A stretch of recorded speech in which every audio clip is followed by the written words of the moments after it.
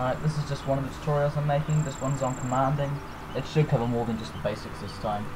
I'm going to cover sort of backdoors, what buildings do, a couple of good placements for main base and expansions, how to control your team fairly well, and upkeep.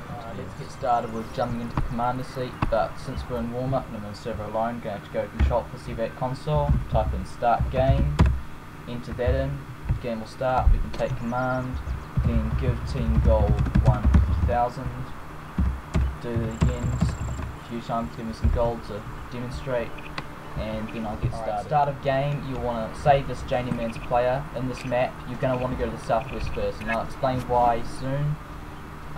So you just want to run in basically there, get any place you can to the southwest as soon as possible, drop the mine Steam mine under construction. You want to reveal where the enemy's going, so you can say reveal there, and most of the time the enemy will do the same, they'll run across the there, then run down that way. But it varies, you want to know where they're going, tell your team, and let your team know for veering where they. So once you reach southwest, you're going to want to kill the NPCs. I kind of don't want to, but I'm going to anyway. I like to drop the garrison sort of like that, Garrison under construction. towards the mine, not too far forward. That's just a good general spot. Steam mine construction complete. And then I'll place, say, the mine there, arrow tower there, cannon there, shield there, and cannon behind about there. Just gives a nice general defense all around the garrison and doesn't need any fancy hill placements. Alright, now the reason that we want to push the southwest and northeast first is because, like all maps, each gold mine has its own gold income. See this blue circle at the top? Every time it goes around a full circle, that you get that much gold from your income. And you get income from gold mines. This one has a harvest rate of 200 and it's our only one, so we get 200 harvest rate. If we reveal southwest, we see that it has 175, 30,000 gold in it. The south one, now that we've got the south reveal, we can see that it's got more gold, but it has a less harvest rate. Which means you want to get the southwest first, you can get early tech. The middles have less extraction than southwest, but more than south, so they're a good second. And then you might want to get armoring up and then south, because then you're going to have upkeep for much longer because you built the south last. Garrison that low extraction and high gold means it's going to last for ages. Alright, so just this is a nice basic tech setup. You got everything pretty close, you got everything protected. It covers all tech and stronghold with 2 shield towers there, and the siege workshop I usually just put off somewhere on its own. You could put it, say, behind the base if you wanted to, or you could put it, say, here with an arrow tower, just like on this ridge here. There's an anti-backdoor, so they can't backdoor in the east. Arrow tower construction just complete. Fiddle with all you want. This is just a good. Now onto spells. You've got Journeyman, which spawns a Journeyman right in front of your base, right there. You can just control them by either clicking on them, drag selecting, right clicking on the ground, just left click select, or you can select them up here. You'll see what movement they're doing. Hammer or foot. Foot's for moving, hammer's for building. And that's your journey. Get on to the 8 basic spells. You've got heal, select one target, which is snapcast, same with speed. Obviously life leak and slow are the opposites of that. Skills 5 and 7, you do have to use them on an enemy though.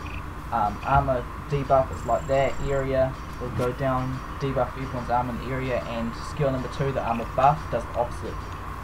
And then I'll cover actually the other 2 spells in the next one because my clip's running on. You've got Resurrect, which you just same snapcast, you just target on a teammate, it'll bring them back to life, but it has a 5-minute cooldown, so you need to be careful when you use it. Sorry, it has a 130-second cooldown apparently. I thought it was 5 minutes. And then you've got Dispel, which dispels all good and bad debuffs from the target. Works on enemies and teammates, just at the beginning, generally just use it on people who ask for it though. Alright, then you've got Reveal, which is great because you can say reveal areas like the east where they may build a backdoor and siege rush your base. You can reveal anywhere basically, anti-rushes, whether it's safe to build somewhere, like you get a J-Man there, reveal in the west about there. And it has a lot of uses. Then Recall will recall the target person on your team to the spawn out screen, and he can respawn at any spawn point in the map, which is really great. If your garrison's under attack, just throw it on an opposite. As for anti-back doors, I'm going to run a Journeyman to the east. This is a backdoor spot to backdoor the humans, but I'm going to build a garrison there just as a demonstration. You want to build it out of sight, so you want to build it about there. If they have an anti-back if they have, say, an arrow tower, you Garrison want to under build it construction. further back, but that should work in this case. And then next up, and there's also a backdoor spot here. Know the backdoor spots on the map. You need to know them. Alright, so this is one of the backdoor spots for humans. You ask your team to spawn siege here, or it doesn't have to be siege. You can ask them to spawn builders, marksmen, anything that's good for killing buildings. And it's important that you do ask them to spawn a specific unit, because otherwise new players may spawn as units like savages or legionnaires, and they may give away the backdoor spot. You want it to do as much damage before anyone on the opposite team spawns. So my favourite would be marksman or steam shade. Just run it up, does as much damage to the lair or tech, whatever much damage to the lair or whatever I'm targeting as possible, really quickly. And it's important to build it between these gates, but preferably to the left, because the sub lair will often have tower about there, or the sub, so you want to build it about there, because that's a good balance between the two, and will often go up. I've done lots of Garrison backdoors under in there. construction. You can just do a straight line, pass north, and just go straight to the lair, same as usual. Alright, getting onto Hell Shrine, there's lots of array of buildings. You've got tech, towers, and Hell Shrine. Hell Shrine is built on a scar. This is a scar in the middle. You do not want to build this unless you know what you're doing, because it costs a lot of money and it's only really useful if your team has enough souls to use it. I'll show you how to check how many souls your team has later on in a team admin tutorial. I've gone into a replay. Oh, sorry, I'll close the replay control. This is just to demonstrate the team admin and the squad players. Don't know what that's for. Sub-lair under You've got construction. crack core, and these are just the officers.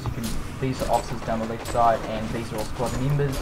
You can click on these with, say, heal, and it'll use it on them. I can't, since I'm just watching the commander, but you can normally do it. And it's important that you do it this way, because it's much faster, using your number pad and that. As for team admin, you can see that it has the goals that the player has, the number of souls, whether they're their player level, and it's got what buffs they've got, what debuffs. It says there if they're an officer or not. This is their inventories, and you can move them around by like clicking smooth and place here, and it'll move them if you're actually commander, not just watching it. And players will often ask to move between squads, and it's important that you know how to. Well, I hope you liked my tutorial. This is the end of it. You can probably find more of them under Savage2Noob on YouTube, or you can go to www.savage2.com and go to the forums there, and I've made a post on the tutorials I put into YouTube. They also may get put into Play Savage 2 at some point, I don't know, it's up to Stoney.